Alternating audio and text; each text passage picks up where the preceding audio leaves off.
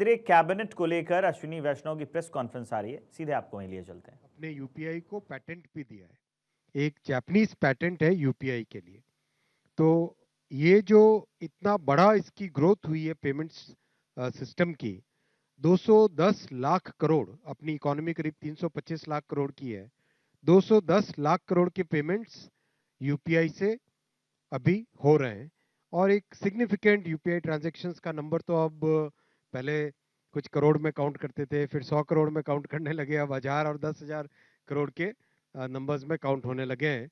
तो इस पूरे प्रोसेस को कैसे हमारे यूजर्स पे, कस्टमर्स पे कोई भार ना पड़े, इसीलिए आपको ध्यान होगा 2020-21 के बाद में से यूपीआई में एक नया सिस्टम चालू किया गया था, जिसमें to make sure that the customers don't have to pay any MDR और the small merchants don't have to pay any MDR, एक गवर्नमेंट की तरफ से इंसेंटिव स्कीम क्रिएट की गई थी। ये जो पूरा स्ट्रक्चर है, ये स्ट्रक्चर आप सब जानते ही होंगे। अगर हम किसी भी ट्रांजैक्शन को एनालाइज करें तो कस्टमर जो पेमेंट करता है वो पूरा उसका फ्लो इस तरह से होता है। बैंक के बाद में मर्चेंट के पास जाना, और इसमें पूरे इकोसिस्टम में कस्टमर्स बैंक, फिनटेक और acquiring bank, payment service provider और थर्ड पार्टी ऐप प्रोवाइडर, ये सब लोग हैं इसमें जुड़े हुए हैं। तो इसमें जब जुड़ते हैं इतने बड़े इकोसिस्टम में, इस सब की एक कॉस्ट होती है। हर कोई अपने अपने कंप्यूटर सिस्टम्स रखता है, हर कोई अपने अपने एक पूरा साइबर सिक्योरिटी वगैरह वगैरह सब सिस्टम्स को अपडेट करना, सिस्टम्स को ऑपरेट करना, उस सब की कॉस्ट आती है। वो कॉस्ट कस्टमर पे नहीं पड़े, इस भावना के साथ प्रधानमंत्री श्री नरेंद्र मोदी जी ने 2020-21 से एक स्पेशल स्कीम चलाकर एमडीआर की कॉस्ट न पड़े कस्टमर्स पे, वो एक सिस्टम बनाया है। उस सिस्टम के चलते इतने जितने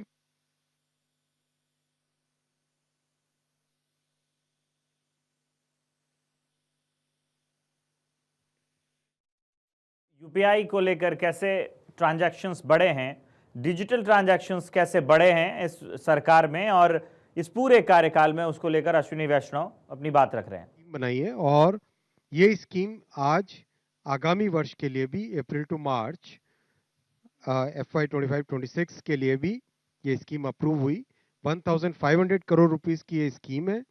and as per this scheme, for all transactions which are person to merchant, जो स्मॉल मर्चेंट्स के पेमेंट्स होंगे अप टू 2000 रुपीज, उसमें कोई ट्रांजैक्शन की कॉस्ट नहीं लगेगी और उनको इंसेंटिव दिया जाएगा। ट्रांजैक्शन की कॉस्ट तो उसके ऊपर भी नहीं लगेगी, इंसेंटिव दिया जाएगा for the smaller transactions done with the smaller merchants. और उसमें जो रिजर्व बैंक ऑफ इंडिया की जो स्टैंडर्ड डेफिनेशंस हैं, वो सारी की सारी एप्लीकेबल होगी। तो ये एक बड़ा फैसला लिया गया है। और इसमें रीइंबर्समेंट की टाइमिंग वगैरह बहुत क्लियरली डिफाइन की गई है, जिससे कि स्मॉल मर्चेंट्स को अपने कैश फ्लो में कोई दिक्कत नहीं हो। ये सब चीज़ों का ध्यान रख के बनाई गई है। दूसरा बड़ा फैसला लिया गया है, आप सब जानते हैं साथियों कि नॉर्थ ईस्ट में कनेक्टिविटी, ग्रोथ, इंडस्ट्री को लाना, एग्रीकल्चर को सुधार करना,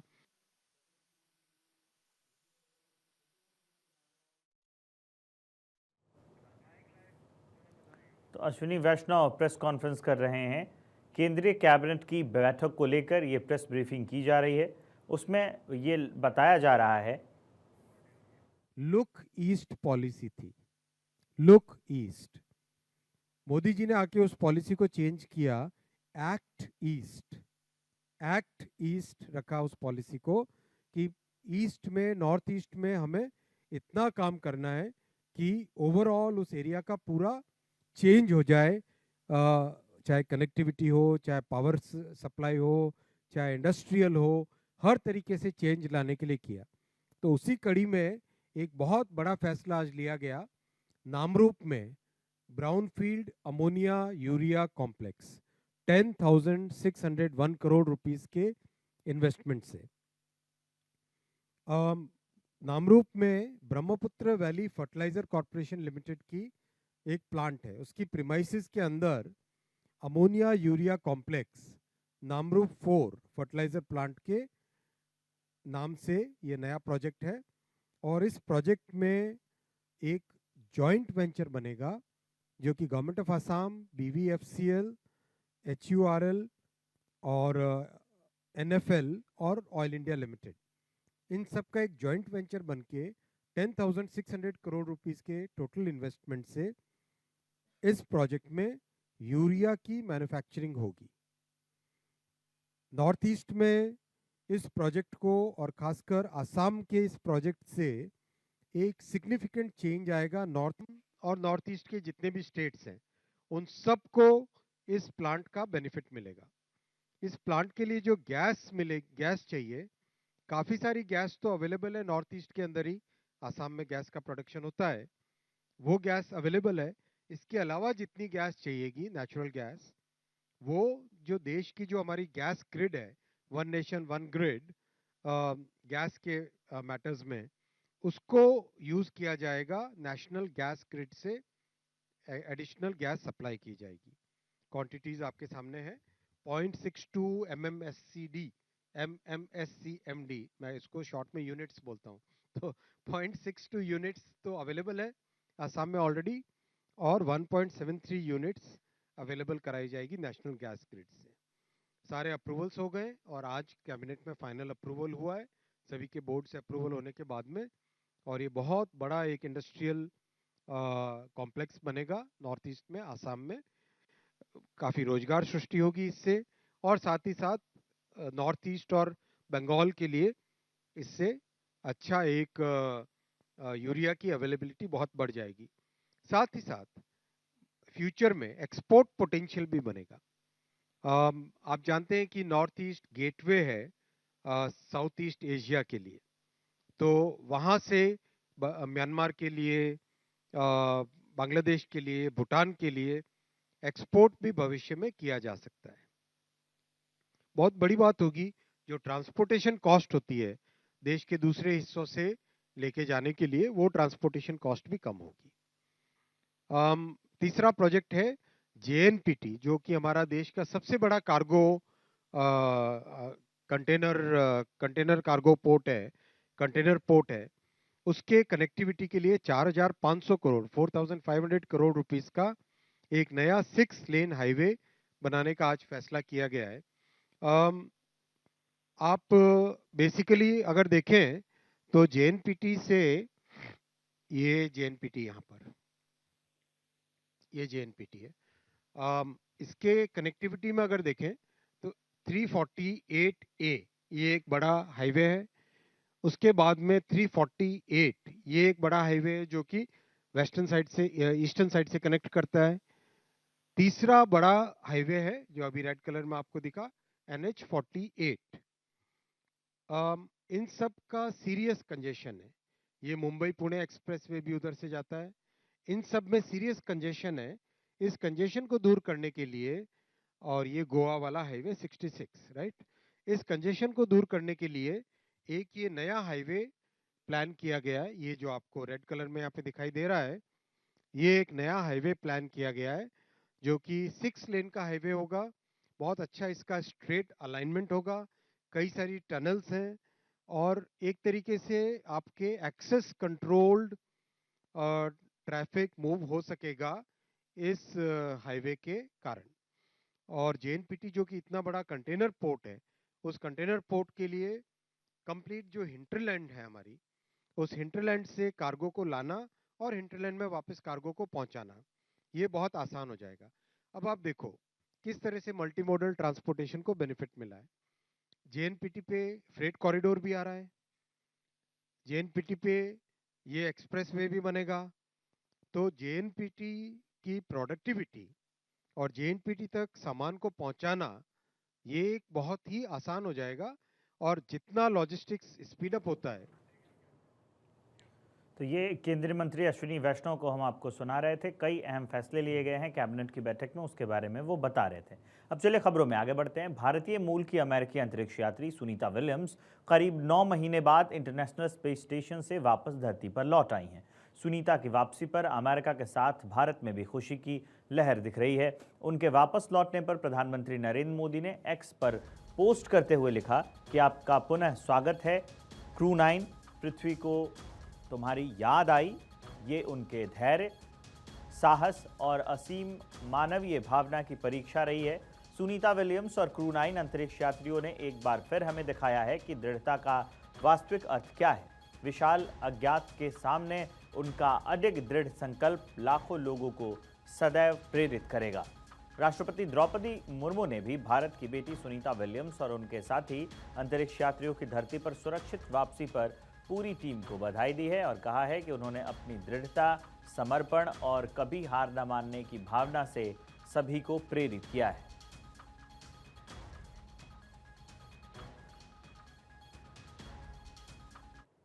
न्यूजीलैंड के प्रधानमंत्री क्रिस्टोफर लक्सन भारत की आधिकारिक यात्रा पर हैं। वो 17 से 19 मार्च तक दिल्ली में आयोजित हो रहे रायसीना डायलॉग में मुख्य अतिथि हैं। इस बीच उनकी ये अनोखी तस्वीर सामने आई है।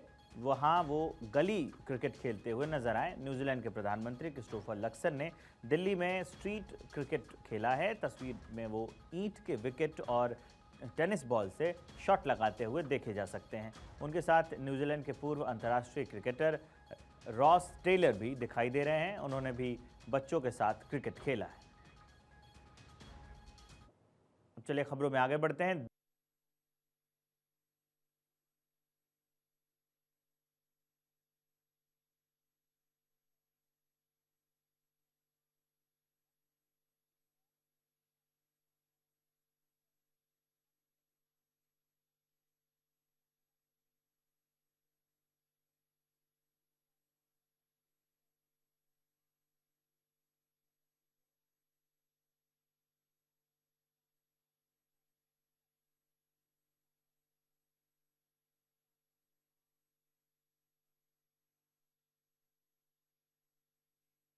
दिल्ली में माइक्रोसॉफ्ट के पूर्व सीईओ बिल गेट्स ने केंद्रीय मंत्री जेपी नड्डा से संसद भवन में मुलाकात की। इस दौरान दोनों नेताओं के बीच विभिन्न विषयों पर चर्चा भी हुई।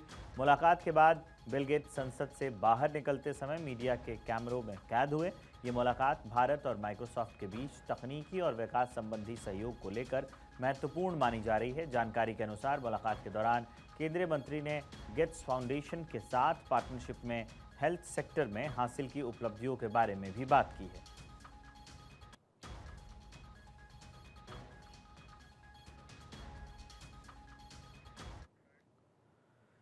चलिए खबरों में आगे बढ़ते हैं। कांग्रेस सांसद शशि थरूर ने मोदी सरकार की तारीफ की है। कांग्रेस नेता शशि थरूर ने कहा कि भारत आज ऐसी स्थिति में है जो रूस और यूक्रेन के बीच में शांति स्थापित कर सकता है।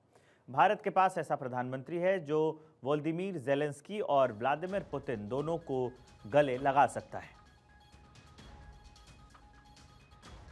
Still wiping the egg off my face because I was the one person in the parliamentary debate who actually criticized the Indian position at the time back in February 22, and we had always stood for the inadmissibility of the use of force to settle international disputes, and all of those principles, I said, had been violated by one party and we should have condemned it. Well, a couple of years later, 3 years later, it does look like I'm the one with egg on my face because clearly the policy has meant that India has actually a prime minister who can hug both the president of Ukraine and the president of Moscow 2 weeks apart and be accepted in both places. And therefore, India is in a position where it can make a difference. Shashi Tharoor के इस बयान पर BJP नेताओं के बयान भी सामने आए हैं। जहां बीजेपी नेता सुधांशु त्रिवेदी ने क्या कहा है वो सुनाते हैं। कांग्रेस के वरिष्ठ नेता, पूर्व केंद्रीय मंत्री और पूर्व राजनयिक रहे शशि थरूर जी के द्वारा जो कुछ कहा गया है वो प्रधानमंत्री श्री नरेंद्र मोदी जी के नेतृत्व में भारत की शानदार वैश्विक कूटनीति की सहज स्वाभाविक अभिव्यक्ति है, जो विदेश मामलों के किसी भी जानकार को सामने दीवार पर लिखी इबारत की तरह समझ में आ सकती है। इसमें कोई संदेह नहीं है कि प्रधानमंत्री श्री नरेंद्र मोदी जी विश्व के एकमात्र नेता थे जिन्होंने केवल 2 हफ्ते के अंतराल पर रूस के राष्ट्रपति पुतिन और यूक्रेन के राष्ट्रपति जेलेंस्की दोनों के साथ समान गर्मजोशी से मिलकर वार्तालाप किया और दोनों ने उन्हें समान महत्व दिया। लैंड फॉर जॉब मामले में लालू यादव से ईडी की पूछताछ की गई। लालू यादव आज सुबह करीब 11 बजे पटना के ईडी ऑफिस पहुंचे थे और करीब 3 बजे ईडी दफ्तर से बाहर निकले, जहां पहले तो ईडी के अधिकारियों ने लालू यादव से उनका हालचाल पूछा और उनको चाय पानी कॉफ़ी ऑफर किया। वहीं उसके बाद ईडी के अधिकारियों ने लालू यादव के सामने सवालों की लंबी लिस्ट रख दी। ईडी की टीम ने बारी बारी से लालू यादव से ज़मीन के बदले में नौकरी घोटाला से जुड़े कई सवाल पूछे। इस दौरान लालू यादव ने भी अपने अंदाज में सवालों का जवाब दिया।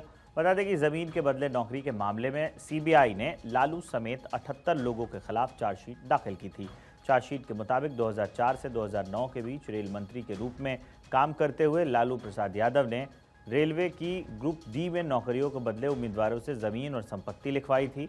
इस मामले में लालू परिवार के 5 सदस्यों को आरोपी बनाया गया है, जिनमें लालू प्रसाद, तेजस्वी यादव, तेज प्रताप यादव, राबड़ी देवी, हेमा यादव और मीसा भारती शामिल हैं।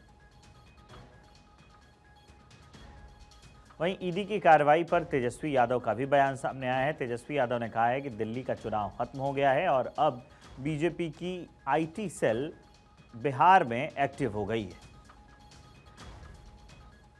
खत्म हुआ, उसके बाद भी आप सब लोगों ने ये सवाल पूछा था। हमने क्या बोला, अब बीजेपी की ABCDEF A to Z जो भी टीमें हैं या जो बीजेपी के आईटी सेल हैं, अब केवल उनका काम बिहार में ही है। हम लोगों को कोई फर्क पड़ने वाला थोड़ी है, कोई आए जाए ठीक है। एक कानूनी एक व्यवस्था है, उस कानूनी व्यवस्था का हम सब लोग पालन करने वाले लोग हैं। बुलाता है हम लोग जाते हैं, लेकिन होना कुछ थोड़ी है।